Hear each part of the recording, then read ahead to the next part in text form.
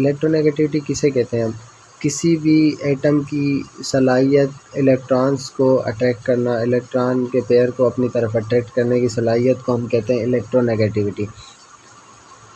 अगर कोई भी कंपाउंड किसी ज़्यादा इलेक्ट्रोनेगेटिव एटम के साथ अटैच है तो वो जो है उसकी शील्डिंग कम हो जाएगी। क्यों? क्योंकि इलेक्ट्रोनेगेटिव एटम के साथ अटैच है। फॉर एग्ज़ाम्पल हम इसको भी ड्रा करके समझने की कोशिश करें। फॉर एग्ज़ाम्पल ये कार्बन है, ये क्लोरीन के साथ लगा हुआ है। अब इसके जो इलेक्ट्रॉन्स हैं ये क्लोरीन क्या करेगा, अपनी तरफ मूव कराना शुरू करेगा, क्योंकि क्लोरीन बहुत ज़्यादा इलेक्ट्रोनेगेटिव है। तो इस तरह से जितना भी इलेक्ट्रोनेगेटिव एटम्स के साथ जो कंपाउंड अटैच होंगे उनके इलेक्ट्रॉन वो अपनी तरफ अट्रैक्ट कर रहा होगा इलेक्ट्रोनेगेटिव एटम।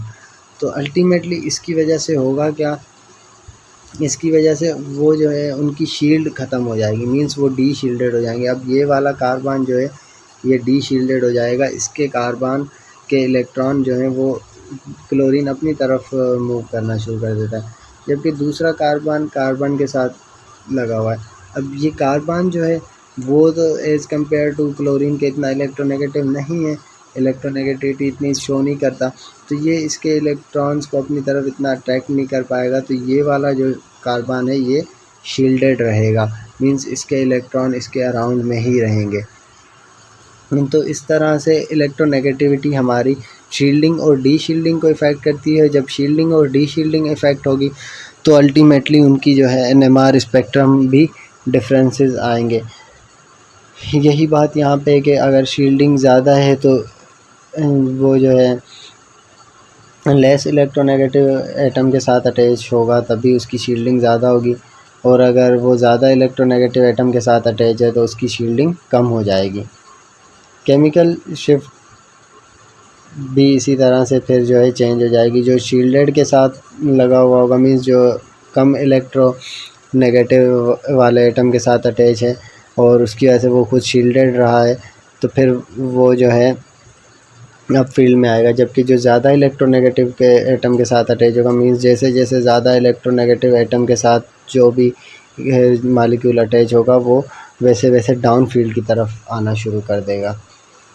डी शील्डिंग और नॉन शील्डिंग क्या है? डी शील्डिंग तो हमने ऑलरेडी डिस्कस किया है कि इलेक्ट्रॉन डेंसिटी का कम हो जाना, इलेक्ट्रॉनिक एनवायरनमेंट कम होना। नॉन शील्डिंग मतलब न्यूक्लियस के अराउंड इलेक्ट्रॉन होना ही नहीं कोई भी। फिर टेट्रामिथाइल सिलेन। टेट्रामिथाइल सिलेन हमारे पास जो है स्टैंडर्ड है, ये जो है कैलिब्रेशन वगैरह के लिए यूज़ किया जाता है एनएमआर की, क्योंकि ये सिग्नल जो है ज़ीरो पर देता है। कि सिलिकॉन के अराउंड जो चारों मिथाइल ग्रुप लगे हुए हैं वो चारों इक्विवेलेंट पोजीशन पे हैं, तो इसीलिए ये जो है सेम सिग्नल सेम पीक, और इनमें जो है कोई केमिकल वो इलेक्ट्रॉनिक एनवायरनमेंट का डिफरेंस नहीं है, तो वो ज़ीरो पे अपनी पीक देते हैं और एग्जैक्ट चारों के चारों ज़ीरो पर आते हैं।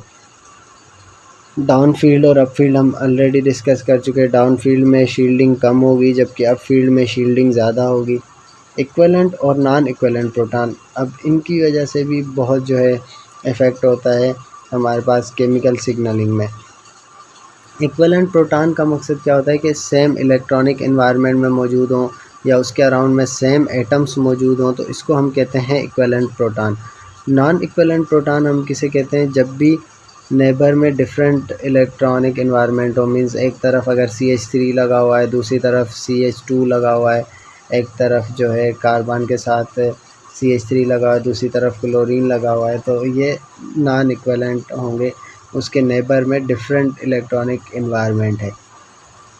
अब ये हमारे पास कुछ एग्जांपल्स हैं, जैसे प्रोपेन CH3 CH2 CH3। अब इसमें जो दोनों CH3 हैं वो CH3 उस साइड वाला भी CH2 के साथ लगा हुआ है, ये साइड दोनों साइड पे CH3 CH2 के साथ अटैच्ड है, तो ये दोनों CH3 इक्विवेलेंट हो गए, मींस इन दोनों के नेबर सेम इलेक्ट्रॉनिक एनवायरनमेंट है, सेम चीज़ है, तो ये दोनों एक ही सिग्नल देंगे। जब भी इक्विवेलेंट प्रोटॉन होते हैं, मींस उनके अगर नेबरिंग एनवायरनमेंट बिल्कुल सेम हो, तो हम वो उसकी जब भी पीक आएगी वो हमेशा सिंगल पीक देंगे, मींस एक ही जगह पे उनकी पीक आएगी, एक ही सिग्नल आएगा। जबकि नॉन इक्विवेलेंट प्रोटॉन जो होते हैं वो जितने भी अब नॉन इक्विवेलेंट नंबर होगा उतनी ही पीक्स देंगे। तो यही चीज़ इसमें है कि अब पहले जो हमारे पास प्रोपेन है इसमें 2 सिग्नल आएंगे, एक CH3 का सिग्नल आएगा और एक जो है CH2 का सिग्नल आएगा, ठीक है। फिर इसके अलावा हमारे पास CH3 ये दोनों सेम जो है इलेक्ट्रॉनिक एनवायरनमेंट की वजह से एक ही सिग्नल देंगे। फिर इसी तरह हमारे पास प्रोपेनॉल है। प्रोपेनॉल में अब देखें, वैसे हम कह सकते हैं कि 2 CH2 हैं तो ये एक ही सिग्नल क्यों नहीं दे रहे, दोनों CH2 एक सिग्नल दे दें और CH3 एक सिग्नल दे दें तो 2 सिग्नल आ जाए, यहाँ पे भी 3 क्यों आ रहे हैं, ये सवाल हमारे जहन में आ सकता है। तो अब इसके लिए क्या है कि इलेक्ट्रॉनिक एनवायरनमेंट डिफरेंट है। CH3 जो है वो तो अलग सिग्नल देगा ही। अब CH2 और CH2 अलग अलग सिग्नल क्यों दे रहे हैं, क्योंकि एक CH2 के अराउंड में आप देखेंगे तो एक तरफ से CH3 है, एक तरफ से CH2 है, जबकि जो दूसरा CH2 है उसके साइड पे एक तरफ CH2 है, दूसरी तरफ OH है। अब ये जो है इलेक्ट्रॉनिक एनवायरनमेंट दोनों CH2 का सेम नहीं रहा, ठीक है। फॉर एग्जांपल ये वाला है हमारे पास, ये वाला अगर देखें तो इसके अराउंड में CH3 और CH2 है, तो दूसरा ये वाला अगर हम इससे कंपेयर करें तो इसके अराउंड में एक साइड तो सेम है, ये CH2 ही है, मगर दूसरी साइड OH है। तो इलेक्ट्रॉनिक एनवायरनमेंट इन दोनों का सेम नहीं है। जब सेम नहीं है तो वो सिग्नल भी अलग अलग देंगे। पीक स्प्लिटिंग हम किसे कहते हैं, जब भी एक पीक जो है ख़ुद को मुख्तलिफ छोटी छोटी पीक्स में ब्रेक डाउन करती है, इसको हम कहते हैं पीक स्प्लिटिंग। और पीक स्प्लिटिंग डिपेंड करती है n पर। n है number of neighbour hydrogen. Peak splitting का फार्मूला है n+1, number of neighbour hydrogen +1। जितने भी बराबर वाले कार्बन के ऊपर हाइड्रोजन लगे हुए होंगे वो, और +1, इसको हम कहेंगे पीक स्प्लिटिंग। अगर वो 2 में ब्रेक हो रहा है तो डबलेट होता है, 3 में ब्रेक हो रही है कि पीक 3 छोटी छोटी पीक में तो ट्रिपलेट, और इसी तरह से आगे चलते रहते हैं, ठीक है। तो अब फॉर एग्जांपल ये हमारे पास फ्लोरीन के साथ लगा हुआ है CH2 और CH3, ये किस तरह से खुद को स्प्लिट करेगा। देखें CH3 है, ठीक है। CH3 के नेबर में हमारे पास हाइड्रोजन कितने कार्बन के ऊपर 2, और फार्मूला है हमारे पास n+1, तो 2 + 1 कितने हो जाएंगे 3। तो जो CH3 वाली पीक होगी X वाली, ये देखें वो 3 में स्प्लिट करेगी, खुद को 3 में ब्रेक डाउन करेगी ट्रिपलेट में, ठीक है।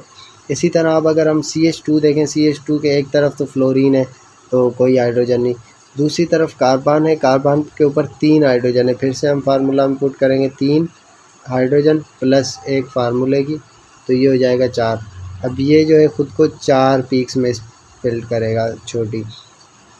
तो हमेशा से पीक स्प्लिटिंग इसी तरह से होती है, जितने भी नेबर हाइड्रोजन हो +1, इनको हम जो है रिप्रेजेंट कर देते हैं इस तरह से पीक स्प्लिटिंग में। अब ये वाला कंपाउंड देखें CH3 CH2 जो हमने पहले बनाया था प्रोपेन की पीक किस तरह आएगी। अब प्रोपेन में हमारे पास जो है CH2 CH3 और CH3, ये CH3 दोनों इक्विवेलेंट थे, हमने डिस्कस किया, क्योंकि इसके भी बराबर में CH2 है और इसके भी बराबर में CH2 है, तो दोनों का सेम इन्वायरमेंट है, सेम नेबरिंग इन्वायरमेंट की वजह से ये जो है इक्विवेलेंट प्रोटॉन है, एक ही पीक देंगे। अब इसके नेबर में कितने CH3 के, इस वाले के भी नेबर में 2 हैं, इस वाले के भी नेबर में 2 हैं, तो फार्मूला के अकॉर्डिंग n+1 मतलब 2 + 1, तो ये पीक बन जाएगी हमारे पास 3 की। तो X वाली पीक है हमारे पास ट्रिपलेट, 3 में इसने खुद को ब्रेक किया, और उसके ऊपर हम मेंशन करते हैं 6 हाइड्रोजन। मीन्स जो ये खुद पीक है उसके अपने हाइड्रोजन जो है वो हमेशा हम उसके ऊपर लिख देते हैं, उस पीक में कितने हाइड्रोजन हैं वो हम हमेशा 1H 2H इस तरह जितने भी होंगे वो मेंशन कर देते हैं। 6 हाइड्रोजन किस तरह हो गए, 3 इस CH3 के, 3 इस CH3 के, 6 हाइड्रोजन टोटल इस खुद के हैं अपनी इस पीक के, और इसके नेबर में जो है 2 हाइड्रोजन है, इस तरह से ब्रेक करेंगे। फिर Y वाले के अगर हम नेबर देखें तो 3 इस तरफ नेबर हैं, 3 इस तरफ। अब इसके दोनों साइड पे नेबर हैं, तो 3 और 3 हो गए 6, 6 + 1, 6 + 1 हो जाएगा 7। तो ये जो है सेप्टेट में ब्रेक करेगी खुद को पीक, और इसके अपने हाइड्रोजन 2 हैं, तो ये हम इसके ऊपर 2 लिख देंगे।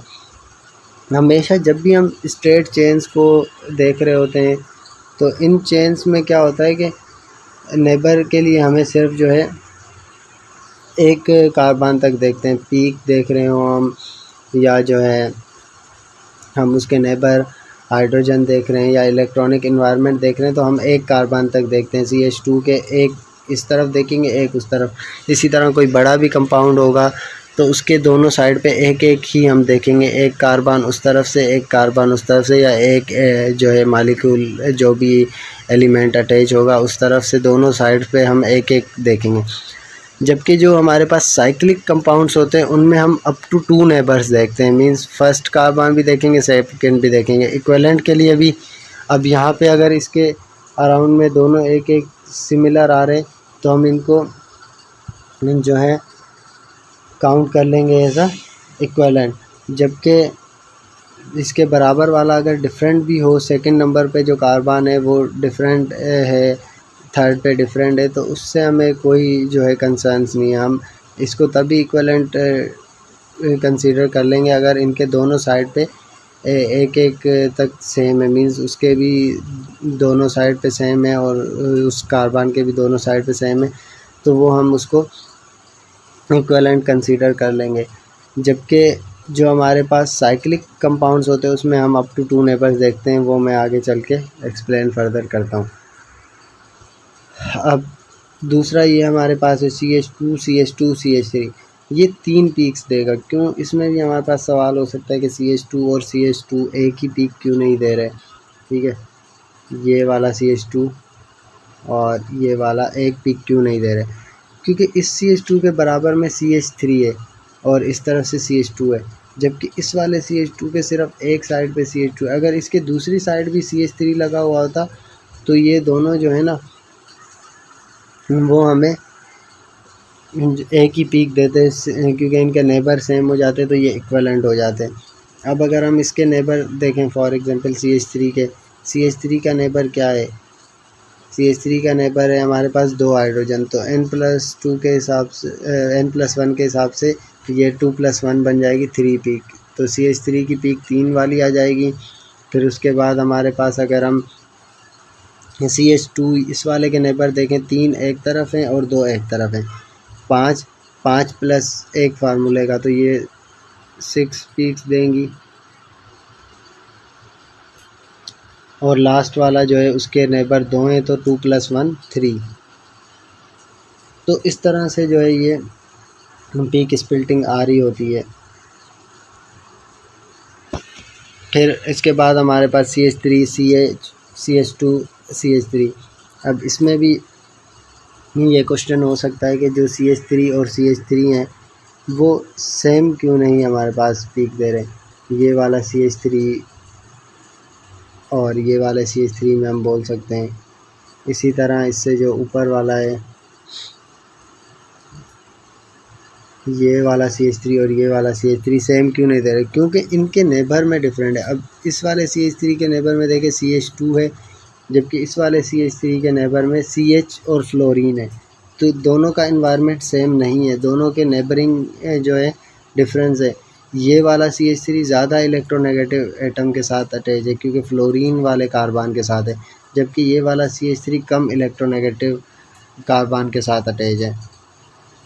फिर इसी तरह से हम OH और जो है इसमें CH फ्लोरीन वाले में बोल सकते हैं। अब इसमें भी जो है इन्वायरमेंट डिफरेंट है। ये वाला CH3 जो है CHF के साथ अटैच है, जबकि ये वाला CH3 CHOH के साथ अटैच है, तो दोनों का नेबरिंग इन्वायरमेंट डिफरेंट है। इसीलिए ये जो है अलग अलग सिग्नल देंगे और 4 सिग्नल्स आएंगे इनके।